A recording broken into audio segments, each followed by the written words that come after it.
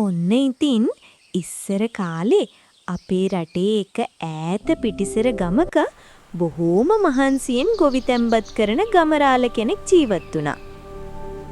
හැමදාම හේන් කොටා ඉඳලම හරියන්නේ නැහැ නොවේ. ඉඳලා හිටලා හරි පිනක් දහමක් කරගන්න එපාය.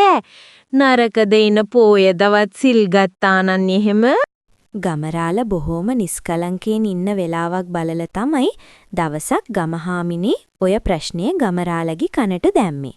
අම්මා මුත්ත කාලෙවත් කරපු කාර්යයක් හාමිනේ මට ඕකට යන්න හිත ටිකක් කෝලයි වගේ. ගමරාල හීන් හිරියකමට hina වෙලා කිව්වා. උන්දෑ ඒ විදියට හිනෙන්නේ බොහෝම සන්තෝෂෙන් ඉන්න වෙලාවට බව ගමහාමිනේ ඉන්තේරුවෙන්ම දන්නවා. කෝල වෙන්නේ අහවල් කාර්යයකටය. ඒක එච්චර අමාරු කාර්යයක් ඇයිතින්. හොඳා. ඔහේ දන්නවද සිල් ගන්න හැටි? දන්නවනම් කියමුකෝ බලන්න. ගමහාමිනෙත් උපන්තේකට සිල් අරගෙන නැහැ. ඒ වුණාට ඒ ඇත්තිට හොඳට මතකයි ඒ ඇත්තිගේ අම්මණ්ඩි දෙතුන් දොහක් සිල් අරගෙන ආපු වරුණාව.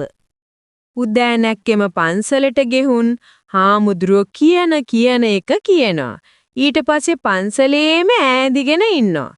බින්කලුවර වැටෙනකොට ඕන් හාමුදුරුවන්ට නලල බිම ඔබලා වැඳලා ආපහු ගාටනවා. ඕන් ඔච්චරයි. ගමහාමිනේ දන්න හැටියට සිල් ගන්න හැටි පහඳලා කිව්වම ගමරාලට හොඳටම පුදුම හිතුණා. ඇයි වදේ? සිල් ගන්න එක බොහොම ලේසි කාර්යයක් නොවේ. උදෑනැක්කම යන එක මොකද්ද? හේනට යන්නෙත් ඉතින් උදෑනැක්කම නොවේ. කියන එක කියනවා කියන්නේ මහා කාර්යයක් ය. හැබැයිට හාමිනේ ඔය සිල් ගන්න උදවිය දිව්‍ය ලෝක යනවයි කියලා නෙවද කියන්නේ? ගමරාල ඇහුවේ ගමහාමිනේගේ මූණ දිහා බලාගෙන. ඒක ඇහුණු ගමහාමිනේගේ මූණ මලක් පිපුණා වගේ හැඩ වුණා. යනවයි කියනවනේ එන්නම්. ඒකනේ මම මේ මය ඇත්තත් දිව්‍ය ලෝකේ යවන්න දතකන්නේ. එතකොට ඔය ඇත්තගේ සීලේ බලයට මටත් යන්න පුළුවන් වේවි. ගමරාල පුදුමින් කල්පනා කළේ සිල් ගන්න එක මේතරම් ලේසි නම් දිව්‍ය ලෝක යන එකත් අමාරු දෙයක් නොවේ නේද කියලා. එක අතකට බැලුවාම මේ හේන් කොටා මහන්සි වෙනවට වැඩිය දිවි ලෝකේ යන්න නැත්තම් කුයිතරම් යසද? මේ විදිහට කල්පනා කරපු ගමරාල අන්තිමේදී සිල් ගන්න තීන්දුව කළා. ගමහාමිනේට සතුට ඉහිනුම් නෑ. උන්දෑ ගමරාලගේ සුදු ඇඳුමයි පත්කඩයි විජහින් සූදානම් කළා. ඔන්න දැන් ඉතින් ගමරාල හෙට උදෑනක්කෙම සිල් ගන්න යන්නයි සූදානම. ගමරාලයි ගමහාමිනේ එළි වෙන ජාමේ එනකල් බලාගෙන හිටියේ ඉහිලුම් නැතුව. ඒ පසුවදා උදෑසනින්ම ගමරාලට පන්සලට යන්න තිබුණු උවමනාව නිසාමයි. ඒ උනන්දුව නිසාම ගමරාල මෙදියම් ජාමෙම පන්සලට යන්න ලකලෑස්ති වුණා. ගමහාමිනේ ගමරාලට සිල් ගන්න හැටි ආයම මතක් කරලා දුන්නේ තවත් ලේසි පාසු වෙන්නයි. ගමරාල හුළු අත්තකුත් පත්තු කරගෙන ඔන්න සිල් ගන්න පන්සලට ගියා. පන්සලේ කන්ද උඩට ගාටනකොටම හුළුවත්ත පත්තු වෙලා ඉවර වුණා. හප්පුයි සීවරන් දෙයියනේ. මේ අන්ධකාරයම නොවේ මට සිල් ගන්න වෙන්නෙත්. ලේසි කියලා හිතුවට මේක ලේසි පාසු කාර්යයක් යම නෙවෙයි වගේ. ගමරාල තනියම දොඩව අමාරුවෙන් පන්සලට නැගගත්තා. ඒත් ඉතින් මෙලෝ සතෙක් ගමරාලට මුලිච්චි උනේ නම් නෑ.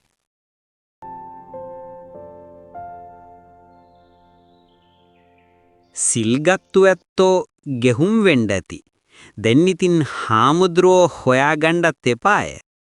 ගමරාල පන්සල පුරා මේ මෙදියම් ජාමේ හක්කොලන් කරන්න ගත්තම පන්සලේ බලු රැළ ගමරාලව වට කරගත්තා.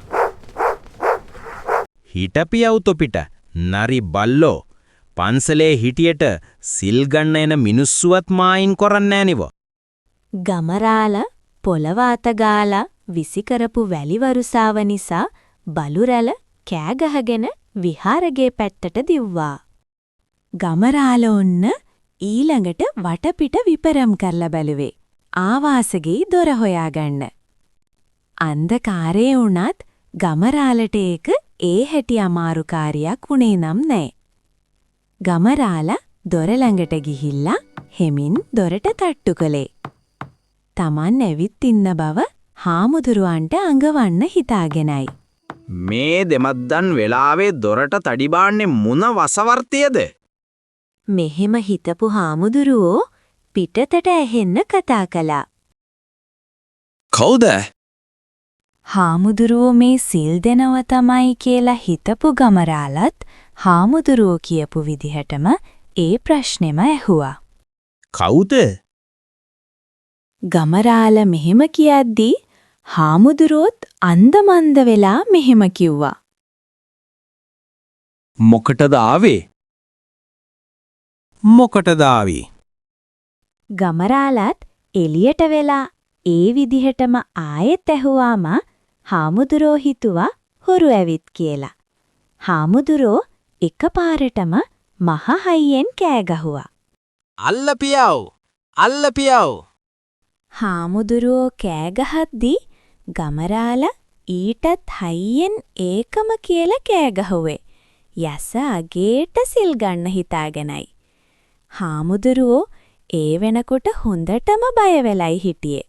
උන්නාන්සේට හිතුනේම හොරු රැලක් පන්සල වට කරලා කියලයි.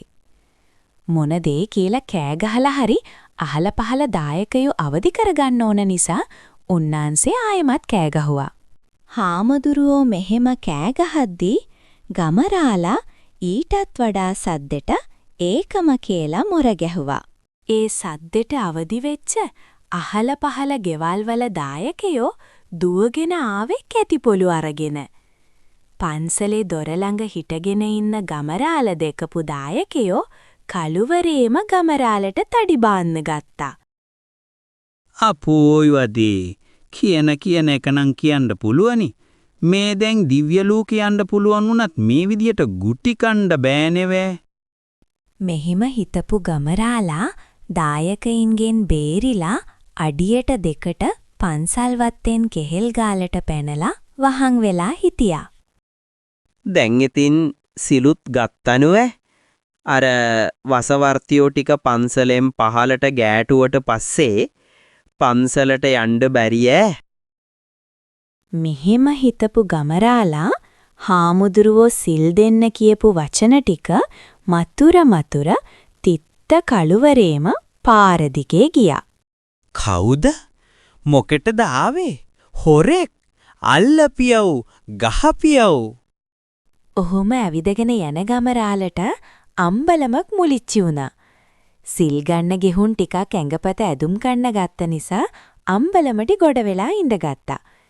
එහෙම ඉඳගෙනත් හාමුදුරුවෝ සිල් දෙන්න කියපු වචන හයියෙන්ම කිව්වා. කවුද? මොකටද ආවේ? හොරෙක්! අල්ලපියව්! ගහපියව්! එදා රෑ රජමාලිගයේ භාණ්ඩාගාරයේ බිඳපු හොරු කල්ලියක් රන් රිදී මුතු මැණික් වස්තුව පොදි බැඳගෙන ඇවිල්ලා අම්බලම පිටිපස්සේ වහන් වෙලා බෙදා ගන්න හැදුවා විතරයි අම්බලමට ගොඩ වුණු ගමරාලත් මෙහිම කියද්දි හොරු බය වෙලා හොඳට ඇහුම්කන් දුන්නා. කවුද? මොකටද ආවේ? හොරෙක්! අල්ලපියව්! ගහපියව්! ගමරාල තුන්වෙනි වතාවටත් මෙහෙම කියද්දී හොරු හොඳටම බය වෙලා ඉඳගෙන ඉන්න තැන්වලින් නැගිට්ටා. හාමුදුරුවෝ කිව්වා වගේම ගමරාලත් හොඳට සද්ද නගලා කට ඇරලා කියද්දී හොරෙක්! අල්ලපියව්! ගහපියව්! හොරු රංචුව වස්තුව තිබුණ තැනම දාලා හිස් ලූලුවතේ දිව්වා. කවුදු එහා මෙහා දුවන සද්දයක් ඇහුණ නිසා ගමරාලත් අම්බලම පිටිපස්සට එබිකම් කරලා බැලුවා.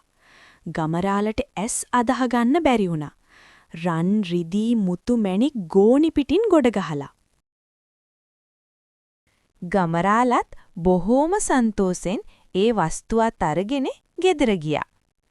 සිල් ගන්න ගිය මිනිස්සයා උදෑනැක්කෙම මහා වස්තුවක් කරගහගෙන එන හිටි දෙකපු ගමහාමිනේට ඒක අදහ ගන්න බැරි වුණා. සිල් ගන්න එක නම් ඔහේ කිව්වට වැඩිය ටිකක් අමාරුයි. ඒත් ඉතින් සිල් ගත්තම මේ වගේ වස්තුව ලැබෙනවා නම් එහෙම අමාරුවක් විඳත් මොකෙයි. ඒකනේ අපේ ඇත්තට මම කිව්වේ. සිල් ගත්තම පන පිටින්ම උනත් දිව්‍ය ලෝකේ යන්න පුළුවන් කියලා. ඕමිතින් දැන් අපිත් පන පිටින් දිව්‍ය ලෝකේ ගියා හේමයි නොවෑ. ගමහාමිනේ මෙහෙව කිව්වේ මහා සතුටක් හිතේ තියාගෙනයි. මොකද ඉතින් සීලයක් ගැන දන්නේ නැතත් මහා වස්තුවක් පහළ වුණු නිසාමයි. ඉතින් අද කතාව මෙතනින් අවසන්. මේ කතාව ගැන ඔයාලගේ ලස්සන අදහස් අපිට කියන්න. ආයෙත් තවත් ලස්සන ජනකතාවකින් නැවත හමු වෙමු.